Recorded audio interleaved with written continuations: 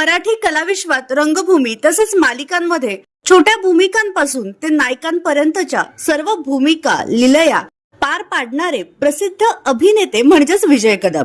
अलीकडेच 10 ऑगस्ट रोजी त्यांनी या जगाचा निरोप घेतला. चला तर पाहूयात त्यांचा मुलगा कोण आहे व तो काय करतो. तर विजय कदम यांचा मुलगाही वडिलांच्या पावलावर पाऊल ठेवत मनोरंजन विश्वात कार्यरत आहे. त्यांच्या मुलाचं नाव आहे गंधार कदम. गंधार हा प्रसिद्ध रॅपर असून तो स्वतःची रॅप गाणी बनवतो. शिवाय त्या गाण्यांना संगीतबद्धही करतो. पोस्टर बॉयज आणि काही चित्रपटांसाठी त्याने गाणी गायली आहेत. विजय कदम यांना आपल्या मुलांचा खूप अभिमान होता. जे बापाला जमलं नाही ते त्याने केलं. मला कौतुक आहे असं ते म्हणायचे.